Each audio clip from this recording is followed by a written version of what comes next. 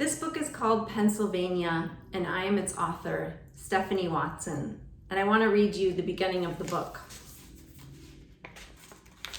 Chapter 1. Ever since she first learned to hold a crayon, Zora loved to draw. She drew circles and lines, filling page after page. As she grew, she learned to draw suns and rainbows and people and trees and skyscrapers. She used markers and colored pencils and pens and oil pastels to fill sketchbook after sketchbook. For Zora, everything was worth drawing, and drawing was everything. 12-year-old Zora sprawled on the sunny dining room floor, her sketchbook open to a blank page. She dug in the tub of art supplies beside her and chose an orange pencil. A single spark ignited in her chest, just like it always did when she drew. The spark burst into countless balls of light that sped around inside her, a million possible drawings bumping into each other.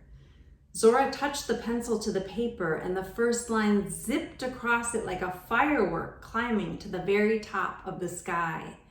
Then pictures exploded onto the paper, one after another. The living room disappeared. The sound of Zora's mom and little sister Frankie dancing to Princess Purple Rain faded.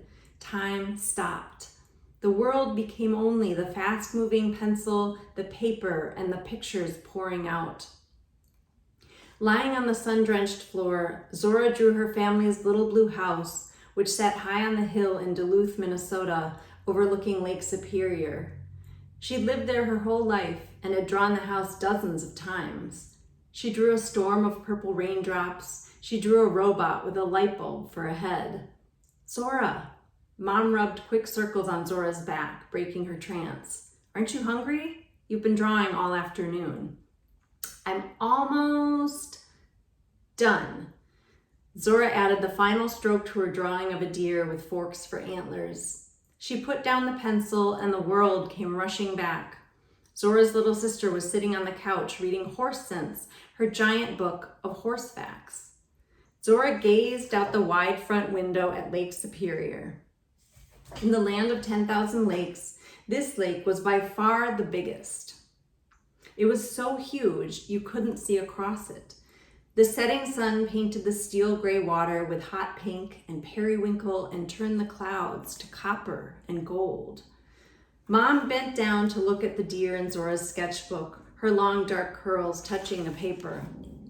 I love that its antlers are forks, Mom said. Your voom is on fire today. Voom. That's what Mom and Zora called the warm, tingly spark inside that said, draw, draw, draw. Zora had felt it for as long as she could remember. Mom had voom too. Once, Zora asked her if it was magic. Yes and no, Mom had said. Everyone has voom, but some people use it to dance or skateboard or build Lego villages instead of draw. It's both special and ordinary. Draw me a horse, Frankie said, galloping over from the couch. She clutched the book of horse facts to her chest. She got it last month for her 6th birthday, and she had already read it so many times that the cover was battered, the corners soft. Another horse? Zora laughed and flipped to a fresh page in her sketchbook. What color? Blue. What kind of blue? Zora asked. There were so many. Sky blue, teal, cornflower, cobalt, navy. She loved how each color variation had its own special name. You pick, Frankie said. Zora chose a cobalt blue marker from the tub and started sketching. Frankie sat cross-legged next to her and opened Horse Sense. Did you know, Frankie read, the fastest horse speed ever recorded was 55 miles per hour. Get out of town, Mom said. That's as fast as a car, Zora. Can you believe that? I don't just believe it. I'm drawing it. Zora drew muscular blue legs running full throttle, the blue tail flying out like a flag. Did you know, Frankie read, some horses can grow a mustache? For real? Mom sank to the floor next to Zora like she was too shocked to stand anymore. That's adorable. She sounded breathless with amazement. Zora laughed. Mom was always good at playing along. Zora added a bright blue mustache to the end of the horse's nose. She drew a realistic eye which seemed to watch her as she shaded the body, adding lines where the muscles bulged from running so fast. Zora could practically feel the horse's heart beating hard in its chest. "She's beautiful," Frankie breathed, peering at the drawing. "I wish I could ride her." Mom pointed at Frankie and shut one eye. "Next year, baby." Frankie's number one dream was to ride a horse. Mom promised her she could when she turned 7. "Eat your veggies and get a little taller and older," Mom said, "then you can take riding lessons." Frankie crawled onto the couch to study more horse facts and shout out the best ones. "Horses have 205 bones. The average horse heart weighs 10 pounds. Mom grabbed her own sketchbook off the dining room table. Twist, twist, twist went Mom's pencil sharpener. Zora inhaled the sweet, woody scent of the pencil coming to a point. It was Mom's signature smell. Zora watched as Mom whisked the pencil lightly over the paper, leaving only a few wispy lines. The image of Frankie sitting on the couch emerged from the white fog of the paper. She even captured the quirk of Frankie's pursed lips as she read. Zora leaned back on her hands, admiring the sketch. "How do you do that?" "Do what?" "Make her look so real." It was like a magic trick. Mom laughed and turned to a new page in her sketchbook. She scooted to face Zora. "You want to know the secret?" Zora nodded and sat up straighter. Mom locked eyes with Zora and started to sweep her pencil across the paper. "When I draw," she said, "sweep, sweep, I really look at my subject and draw the truth of what I see.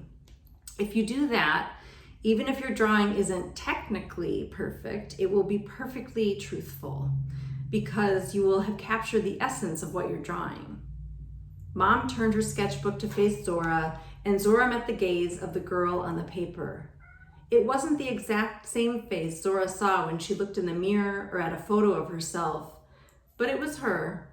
It looked how she felt on the inside. "It's me," Zora whispered. Mom carefully tore the page from the spiral binding and handed it to Zora. "Just draw the truth, huh?" Zora said.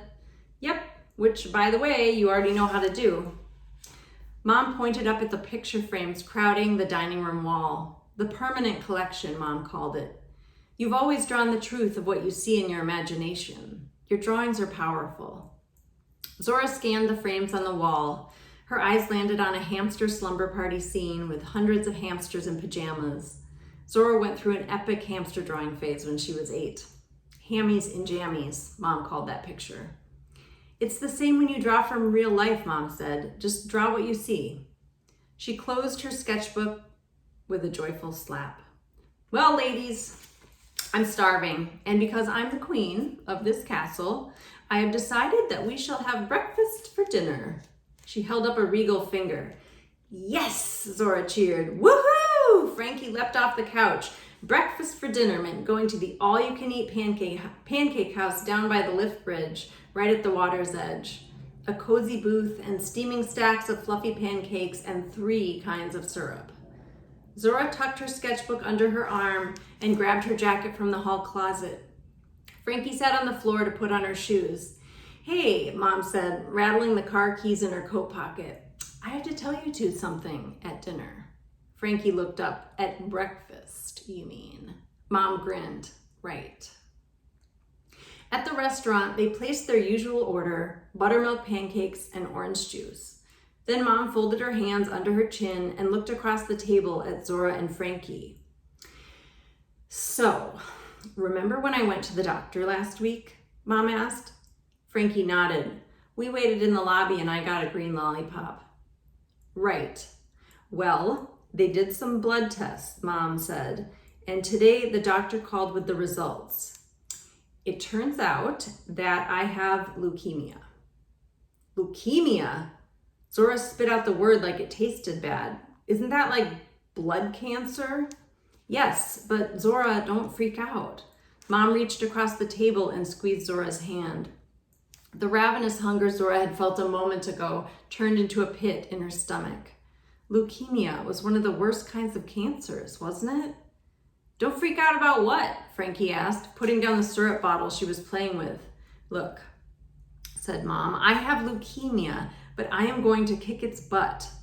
Hard. Mom shook her head slowly. It's going to be so sorry it came for me.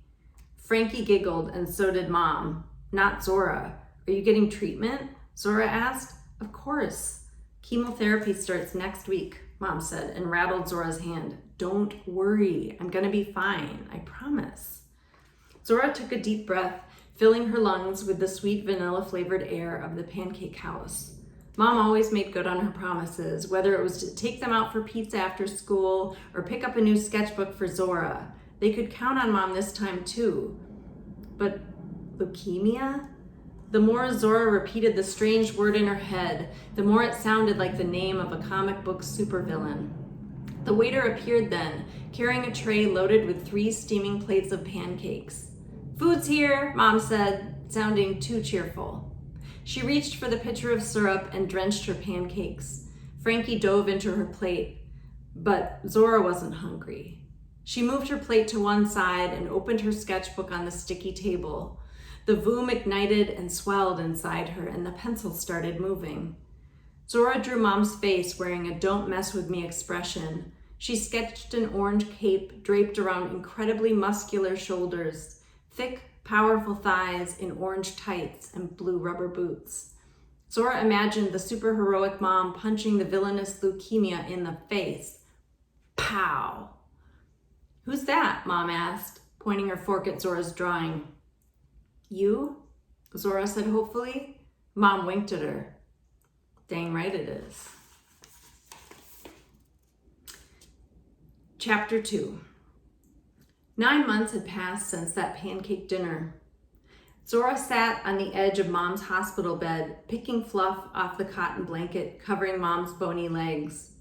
Her room at Allegheny General Hospital in Pittsburgh, Pennsylvania was all grays and blacks and whites, as if it were sketched in pencil. The room smelled like a giant Band-Aid. Frankie sat on a gray vinyl chair, eating a cup of cottage cheese from Mom's lunch tray. Lately, Mom never finished her tray. I miss Lake Superior, Frankie said. When are we going home? Duluth was almost 1,000 miles away. When Mom's doctor said she needed yet another round of chemo and would have to stay in the hospital for a while this time, Mom flew them to Pittsburgh, where Grandma Wren lived.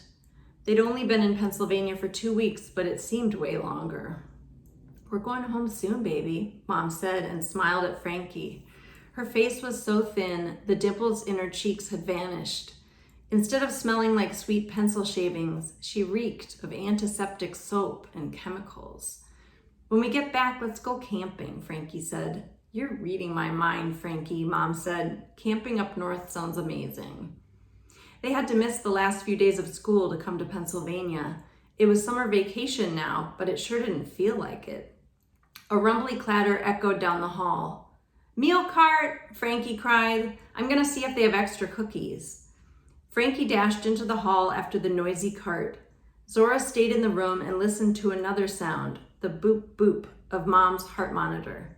She watched the IV bag drip mysterious fluid into Mom's vein. Zora felt fire in hers. If the chemo treatments were working like Mom said they were, why was she becoming more frail and breathless every day? And if all those magical remedies like sleeping with crystals under her pillow and listening to Tibetan bowl music and chanting affirmations like "I'm the perfect picture of health" were actually helping, then why was Mom turning into a drawing of a stick figure? She was bald under her blue flowered scarf. The last of her long brown curls had dropped out weeks ago. An air tube snaked out of her nose and across her neck. I don't want to live with Grandma Wren, Zora said. Her apartment smells weird. She plays bad music. Mom laughed, but almost no sound came out. Come on, you don't like jazz? Zora crossed her arms. No. And another thing. How come she never came to visit us in Duluth? She hates flying, but she did come a few years back, remember? We went to Canal Park and watched oar boats. Not really, Zora said. What was she then, 6 years old? That was half her life ago. I remember when we were sitting on our back porch and she told you that Wren was the name of a bird, Mom said. So you drew her this funny looking green bird wearing her big glasses. She couldn't stop laughing. Zora didn't remember any bird wearing glasses. Aside from that short visit, a card on her birthdays, and the occasional hello on the phone, Grandma Wren was a stranger. My mom is really cool once you get to know her, Mom said. Too bad you won't get the chance. We're going back to Duluth in a week or two. How do you know?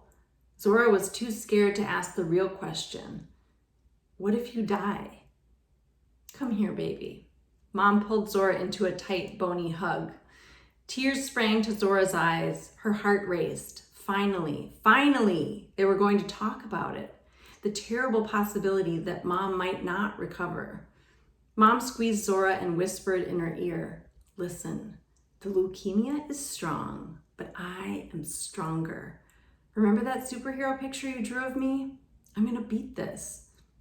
Darkness roiled and swirled inside Zora like a whirlpool, dragging her down deep inside of herself. After all of Mom's big talk about drawing the truth, why was she avoiding the truth now? Zora saw the highway of tubes traveling in and out of Mom's body. She saw the nurses' poor thing looks over their shoulders as they left the room. Mom wouldn't talk about dying, but it could happen. And if it did, what would they do without her? Draw me a picture, Mom said. Zora leveled her eyes at Mom. I don't know what to draw. The boom had grown faint in the last few weeks, like a song playing in a room down the hall. The only thing she felt like drawing lately was Lake Superior, page after page filled with blue. But right now, she didn't even want to draw the lake. You could sketch me, Mom said. Mom sat up straighter against her pillow and centered the collar of her gray hospital gown. Draw me standing by the lake. I'm in a beautiful red dress. I have long hair that's blowing in the breeze. She ran a skeletal hand over her headscarf, which fell onto her pillow. Zora slapped open her sketchbook to a clean page. Today, she wouldn't draw Mom like she used to look, strong and healthy. She wouldn't draw a superhero either.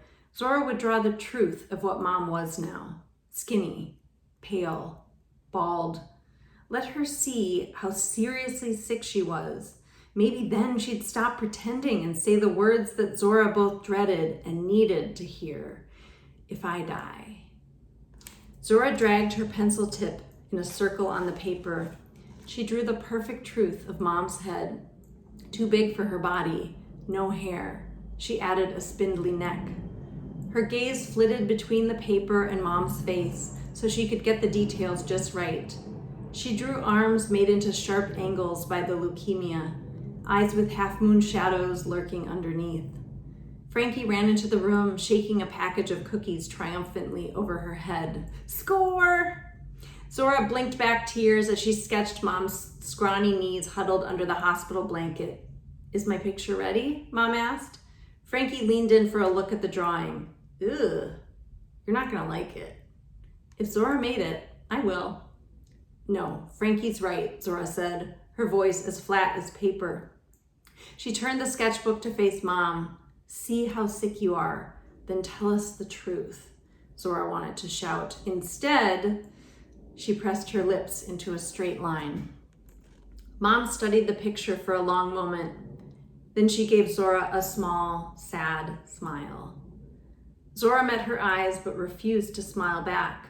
She got up, walked out of the room, and waited in the lobby till Grandma Wren came for them. That night, Zora lay in her top bunk at Grandma Wren's, a hollow feeling spreading in her stomach. She imagined Mom all alone in her hospital bed. Yeah, I was mad, but would it have been so hard to smile back? What if Mom thought Zora hated her now? Tomorrow I'll say sorry. The door to the bedroom opened a crack, letting in a blade of light from the hall. Zora? Grandma Wren whispered. Are you still awake? Yeah. What is it? Grandma Wren took a deep breath. Your mom. Before Grandma Wren had said anything else, Zora knew. Mom was gone. The voom vanished that same night, and even though Mom said it was impossible to lose it. Another lie. Now, Zora could never say sorry, and she could never change the fact that Mom had smiled at her and she hadn't smiled back.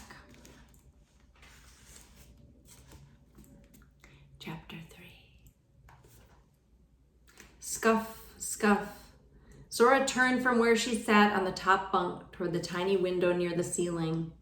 Inches from Zora's face, a pair of rubber rain boots shuffled by. Grandma Wren's basement apartment in Pittsburgh was garden level, which sounded fancy, but what it really meant was that the apartment was buried underground like a body in a graveyard. 2 months. That's how long it had been since Mom died. Zora hadn't been able to draw anything since. The voom was gone. Even if she picked up a pencil to draw, her heart hammered. Her knees turned to water, her vision blurred, and she felt like throwing up. "Girls, I'll be ready in 10 minutes, Grandma Wren called in a gravelly voice from the kitchen. She had told them to go wait in their bedroom so she could prepare Frankie's birthday surprise. Today was Frankie's 7th birthday. "Riding lessons," Frankie mouthed to Zora. She galloped around the braided rug. Zora bit her lip. A couple weeks ago, Zora had told Grandma Wren in private about Mom's promise of riding lessons for Frankie's birthday. It would mean the world to Frankie, Zora said. Grandma Wren had sucked her teeth and said, "I don't know. I'll have to think about it." Everyone over the age of 7 knows that means no chance. Zora should have warned Frankie then not to get her hopes up, but she couldn't. Because Frankie's eyebrows would do that thing where they slanted down in disappointment, forming a pointy roof over her brown eyes. It made her face look like a sad little house. Zora was powerless against Frankie's sad, pointy roof eyebrows. "Zora, will you make my mark?" Frankie held up Zora's tin of colored pencils. Every birthday, Mom had marked their height on the kitchen door jamb. Frankie was obsessed with growing older and taller. The sooner she got older, the sooner she could ride horses, and she wanted to be tall enough to get on a horse by herself. Frankie shook the tin of pencils at Zora like a maraca, and the sound made Zora's heart race. "Please," Frankie said. "You draw it," Zora said. 7-year-olds are big enough to make their own lines. Frankie grinned and chose a red pencil from the tin. She pressed her back against the blank white door frame next to the stack of cardboard boxes from their move to Pittsburgh. The boxes were still taped shut. Zora tried not to look at them, tried not to picture Mom's sketchbooks and sweaters folded inside. All of Zora's old drawings were in there too. Frankie rested the pencil on top of her head and made a bright red swipe on the door frame. She stepped back to examine the line. Did I get taller? Zora hopped down from the top bunk. Definitely. But really, who knew?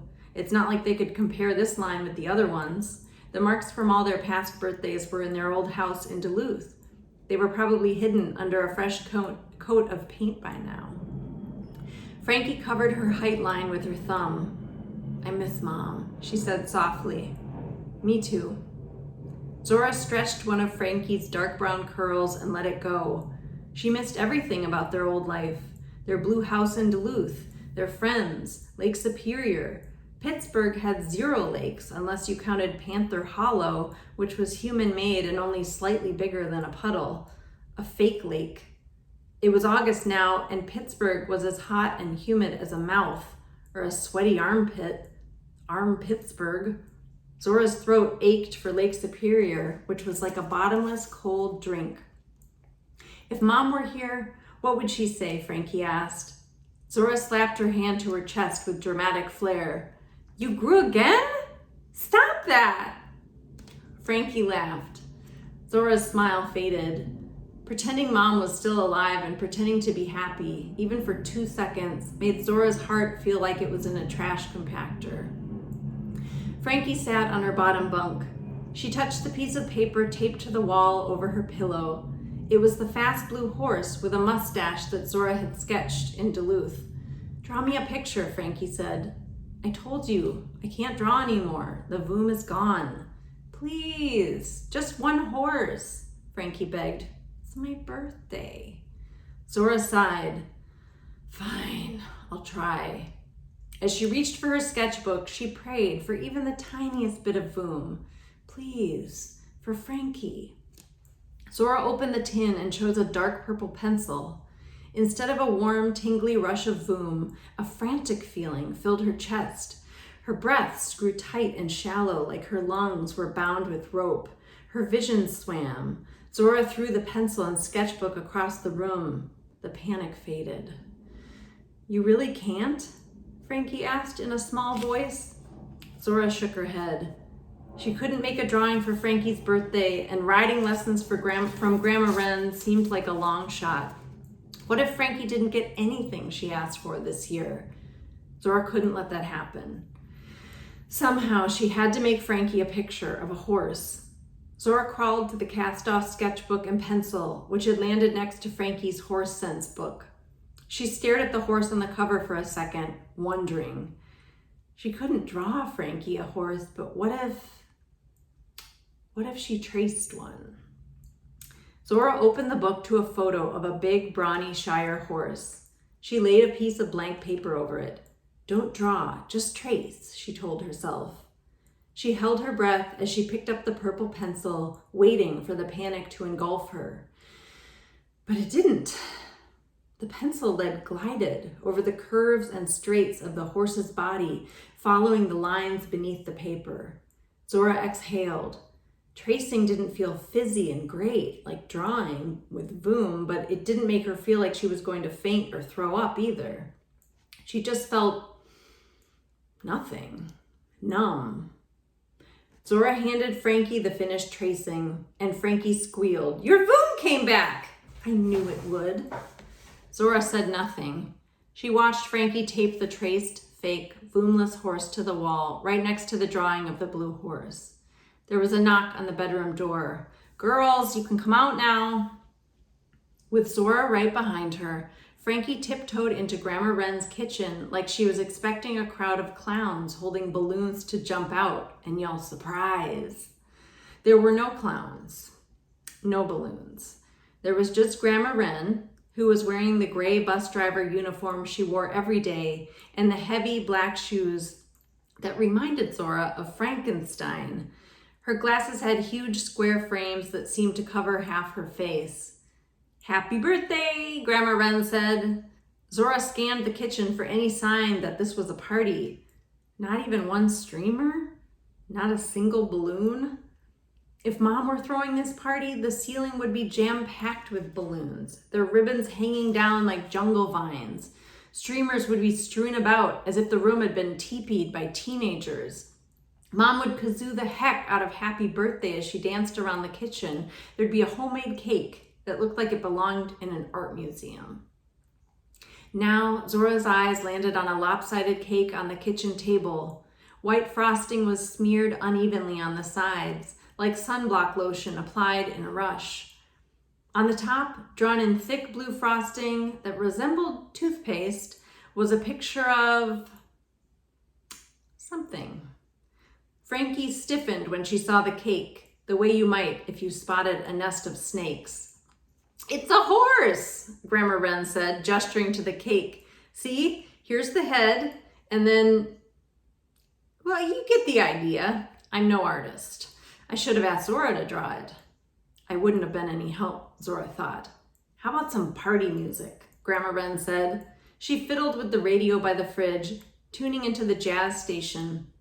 Zora hated jazz. The notes sounded mixed up and lost, like they had wandered into the wrong song. Grandma Wren turned to face the girls, her hands on her hips. What should we do first, cake or presents? Frankie's eyes darted to the scary cake, then back to Grandma Wren. Presents, she blurted. You got it. As Grandma Wren reached for an envelope on the counter, Frankie shot Zora a gleeful look. Writing lessons. Zora's heart bobbed into her throat. Maybe Grandma Wren had decided to give Frankie lessons after all. Maybe she realized what a big deal it was to Frankie. Grandma Wren handed the plain white envelope to Frankie, who tore into it. She pulled out 2 small plastic cards.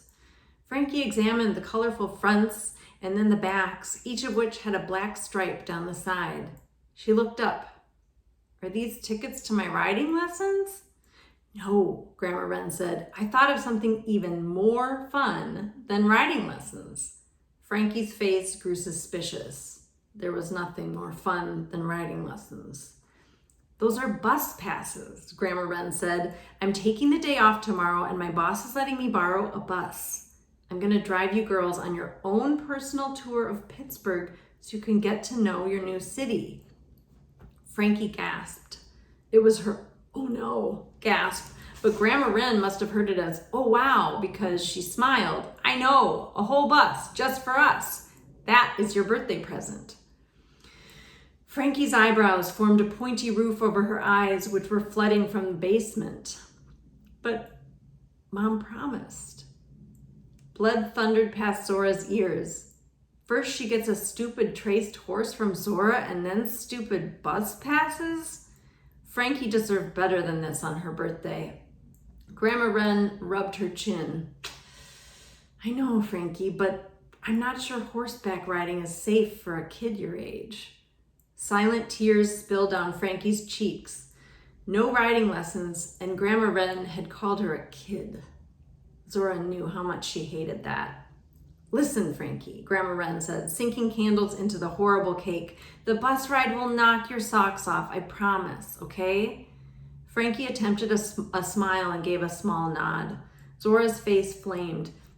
Hadn't Frankie dealt with enough empty promises for one day? And Zora, Grandma Wren said, I know it's Frankie's birthday, but I wanted you to have something to open too. She pushed a slim package wrapped in tissue paper across the table. Zora didn't reach for it. I don't want a present. Open it, Frankie demanded. Zora tore the white tissue paper, revealing an ancient-looking spiral notebook. Written in a childish cursive on the faded brown cover was Nina Webb, Mom's name. Zora thumbed the corners of the pages like a flip book. All the pages were blank. Except, no, there was one drawing on the first page, a little girl running in a field of flowers. I found it in your mom's old things from when she was a kid. Nina must have filled 100 sketchbooks, but she never finished that one. Grandma Wren turned the book to a clean page. I thought you could use the paper. Zora clenched her jaw. No, I can't. Of course you can. Your mom would be happy you're using her old sketchbook. She was so proud that you're an artist, Zora. You'll always share that connection with her. The words were like a punch in the gut. Zora didn't share that connection with Mom anymore. She stared at the empty sketchbook page. It looked blanker and blanker by the second, like the whiteness was a bottomless pit that she was falling into. Happy birthday to you. As Grandma Wren sang, Zora's ears rang with the total lack of kazoo. What was happy about this birthday or any other day from now on? Mom wasn't here. If Zora hadn't drawn that brutally truthful picture of her in the hospital and forced Mom to face how sick she was, maybe she wouldn't have died that night. If Zora had drawn her strong and healthy like Mom asked her to, maybe she would have gotten better. She would be here now, kazooing and dancing and giving Frankie the birthday present she deserved. It was all Zora's fault. Tears tightened her throat, choking her. A heavy darkness snowballed in her chest. Zora shoved away from the table, knocking over her chair. She raced down the hall to her bedroom and slammed the door. Okay, one more little chapter. Chapter 4. Zora stormed over to the traced purple horse taped above Frankie's bed, also known as the worst birthday gift ever. She yanked the pitiful picture off the wall. She grabbed her pencil tin from the nightstand and threw off the lid. She chose a dark green pencil, and the familiar wave of hot panic crashed over her. But then, a different feeling rose up, pushing the panic aside. A murky, roiling tornado spiraled down her arm and into the pencil. Zora attacked the purple horse with heavy green scribbles. Frankie burst through the bedroom door. Hey, stop ruining my birthday present. It was ruined to begin with. Zora covered the horse's eyes with dark green spirals. She scribbled zigzags over its mouth, giving the horse 2 green fangs as long and sharp as daggers. But the voom came back, Frankie pleaded. No, it didn't. I traced this. Tracing isn't the same as drawing, Zora said, her pencil picking up speed. The horse's graceful mane and tail became snarled nests that seemed to twist and writhe on the paper. It wasn't the bright, fizzy feeling of voom or the numbness of tracing. The energy surging down her arm was slippery and dark, and it spread in her like an oil spill. It felt great. She was hungry to wreck more. Zora's eyes traveled up the tower of moving boxes which had sat unopened for months. The box on the very top held all of Zora's old sketchbooks and the framed drawings from the dining room. She hadn't wanted to open the box, knowing that the drawings would only make her remember Mom, Voom, Duluth, everything she'd lost. But now, with a slippery cyclone spinning in her chest and armed with a pencil, Zora wasn't afraid. She stormed over to the stack of boxes. Grandma Wren wanted her to unpack them. Oh, she'd unpack them all right. Zora jerked the box on top to the floor. Careful, Frankie cried. That's the permanent collection. Permanent? No such thing. Zora ripped off the tape and slapped open the cardboard flaps. Shards of glass covered a drawing of a panda with monkey hands and feet. Frankie gasped. You broke the glass? Good. Zora tweezed the panda picture out from under the shards, and the memory of drawing it sliced into her. The Duluth Zoo a few winters ago. While they all stood around the monkey exhibit, Mom said, what if a panda and a monkey had a baby? Zora drew the monkey panda, and Mom thought it was so adorable that she hugged it to her chest, then pressed it to the glass so the monkeys could see it too.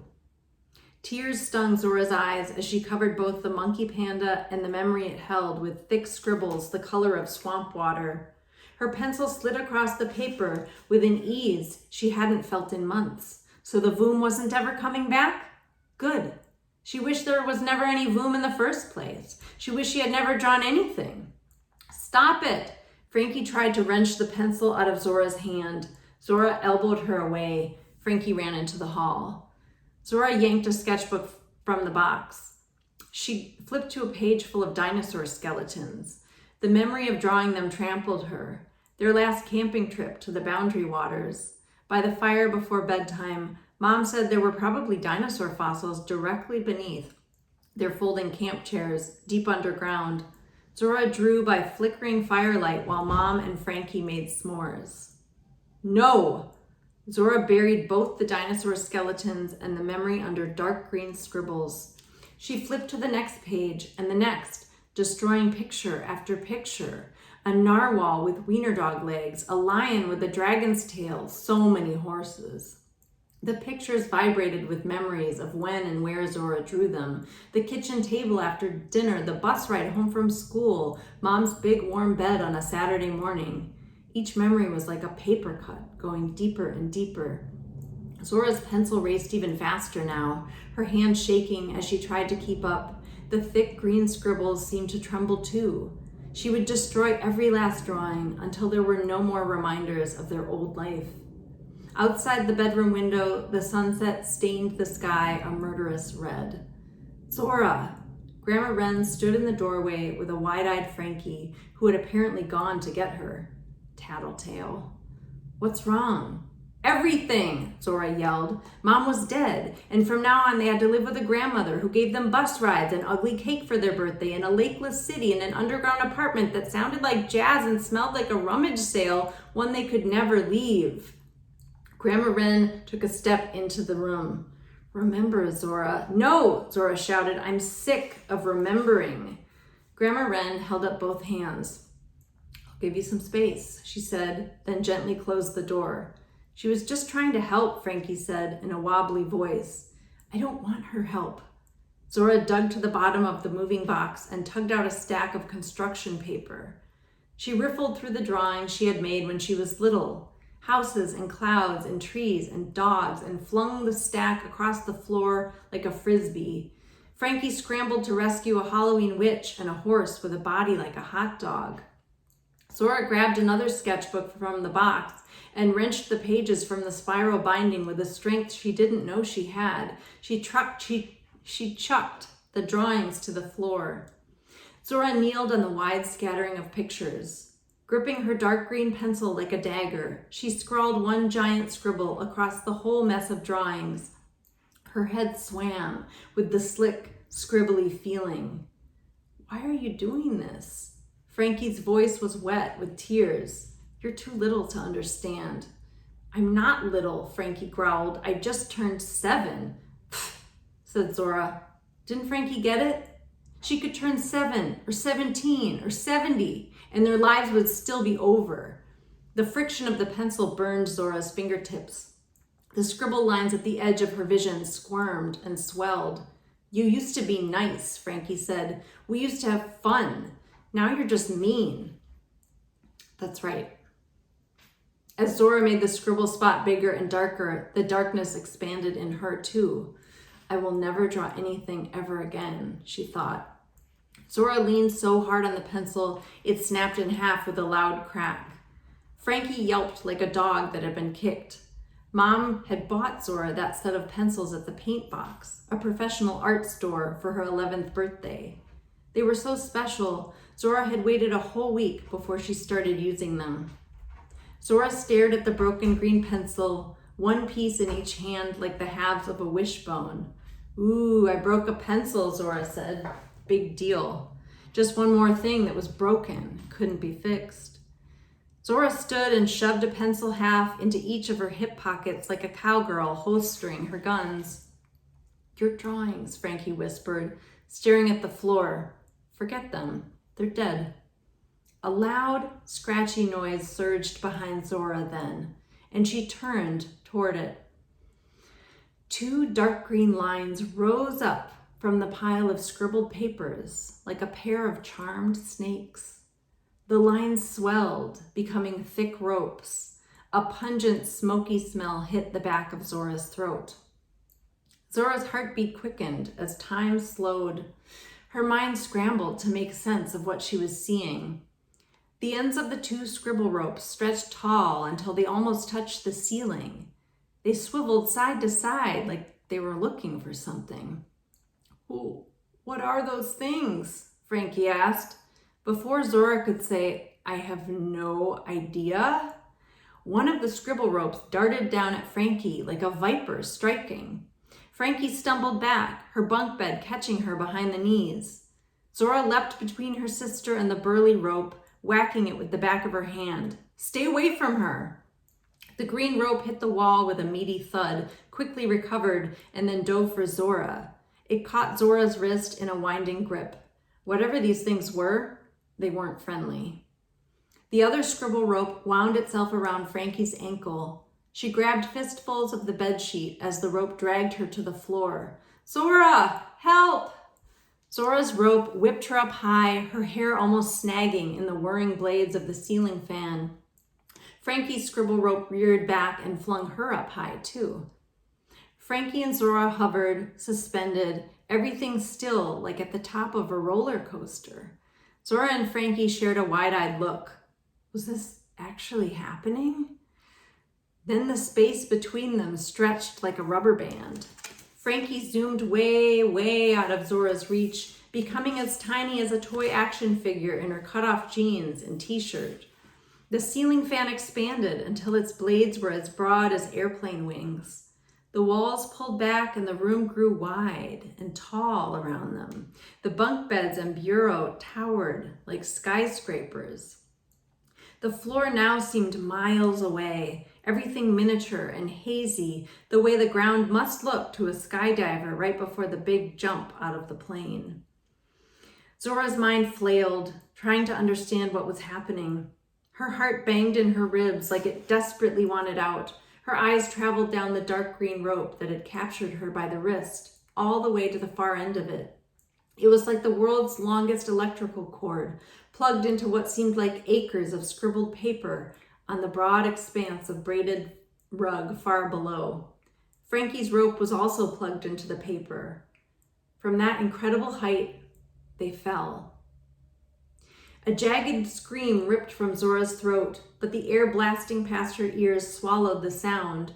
She starfished her arms and legs, the wind plastering her sweatshirt and shorts against her skin. Loose fabric snapped on the sides of her body. Even though she was wearing socks and tennis shoes, cold air shot between her toes.